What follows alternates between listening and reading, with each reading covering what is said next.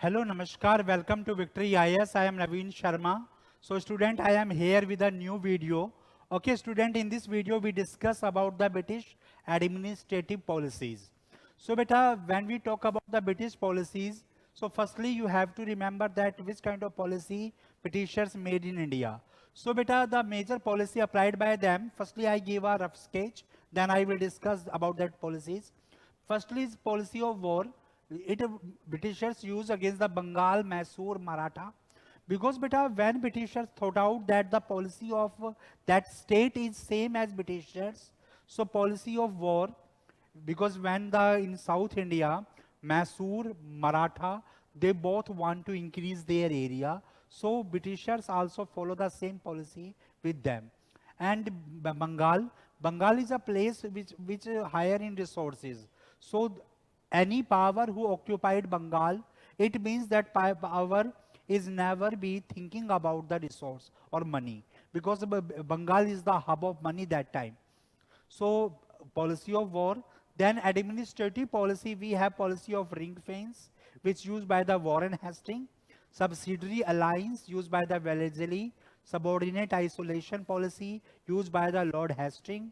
Doctrine of lapse by the Dalhousie. The policy of subordinate union by the British Crown. Chamber of Princes by the Lord Lytton. And policy of equal federation by the Indian Government Act 1935. These are the major policies. Now, one by one, we discuss about them, that how this policy formed and what is the value of this policy.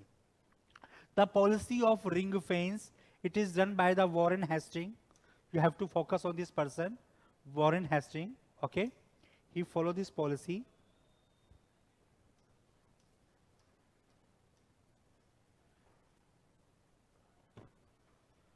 This policy always suggests that this policy focus that give the benefit to your friends, the safeguard of friends. So beta, this policy is about the creating the buffer zone. It means that if you want to control that your enemy is never directly attack with you, so make a buffer state between them, between both of you. Just like Britishers use Awadh as a buffer state.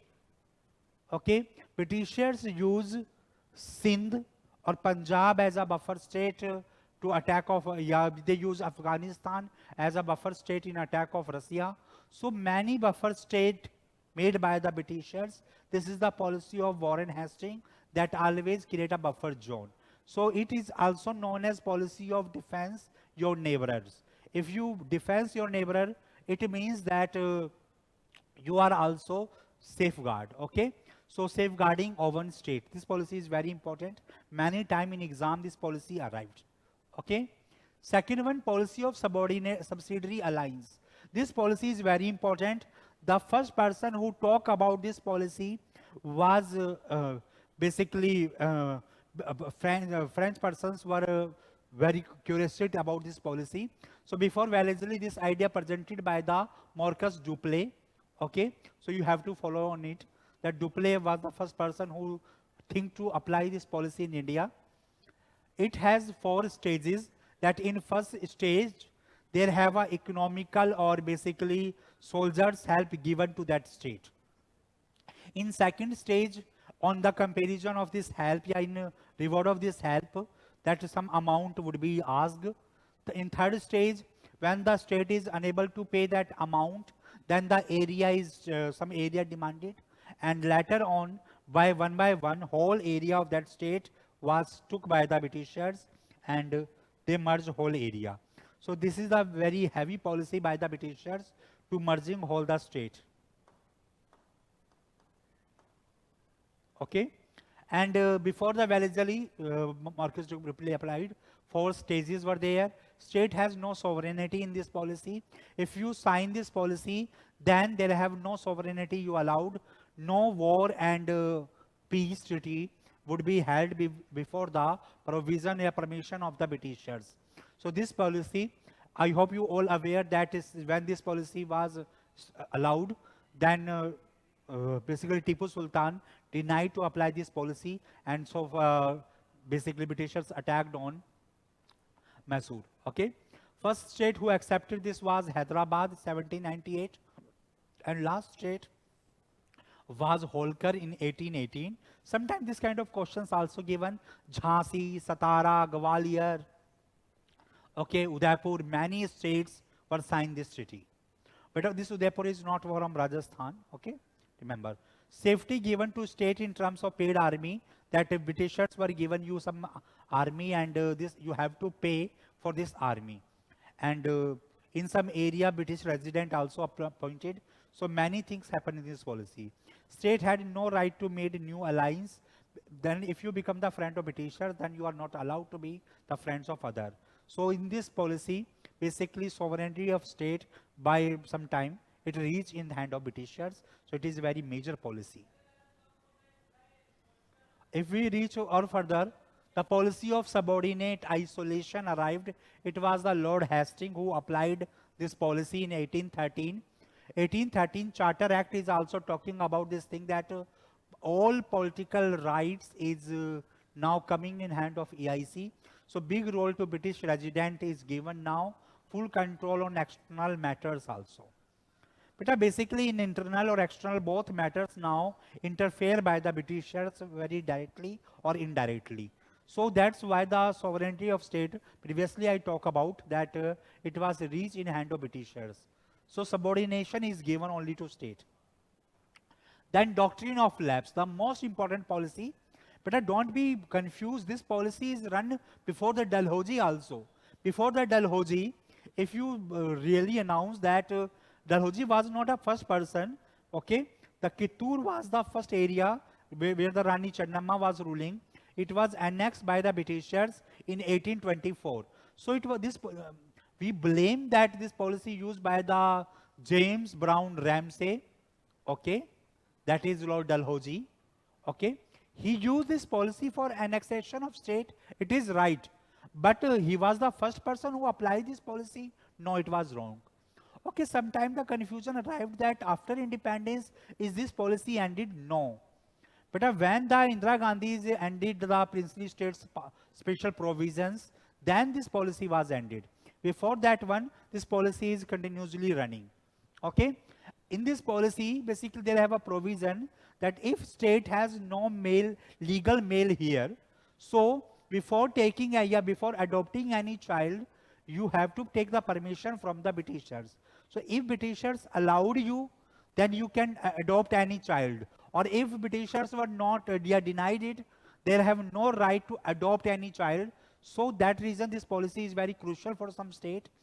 Just like in Jhansi, I hope you all remember that Manikarnika, which is known as the Manu and later known as Lakshmi Bai.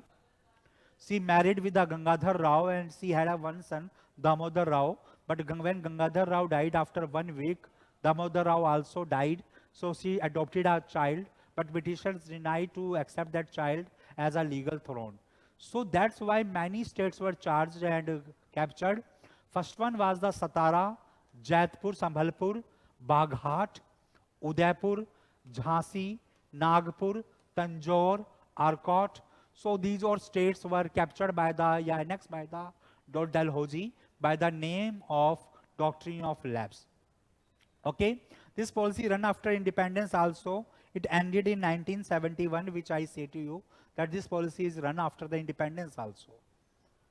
Then we have the policy of subordinate union. But a subordinate union means we make a group of union of the state. Viceroy Lord Canning spotted it. No annexation of new state.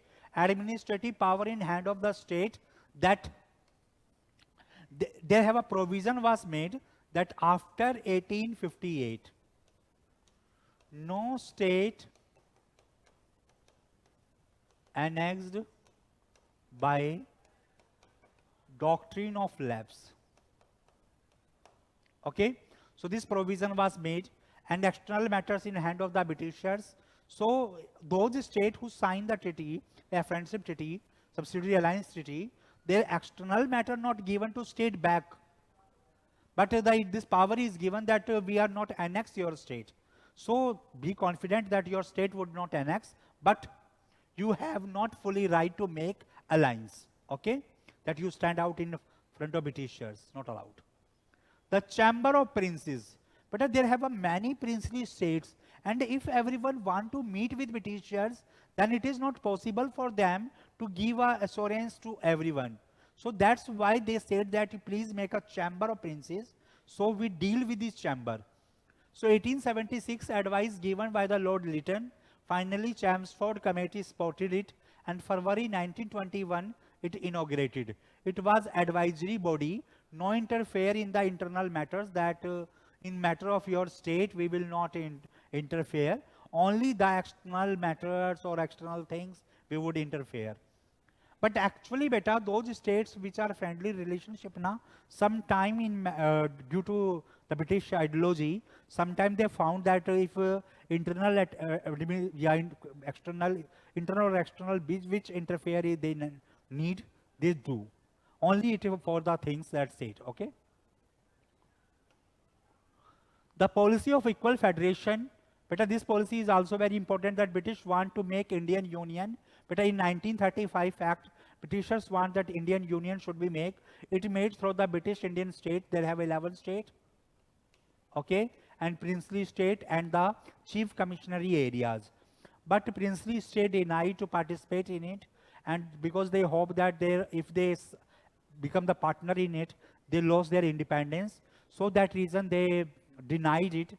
And finally, what happened, I say to you that if they become the Indian Union, so when the Britishers move out from India, hold the power given to this Indian Federation. And if this federation work out, then there have no need to divide the division of India came arrived. So that's why it is a big major chance which not think out by the Indian politicians and we lost. Provisions failed. Okay, so its provision would not pass, and these were failed. Okay. So beta, this is a small thing that how the basically British administrative policies were set up and they work out. Okay, now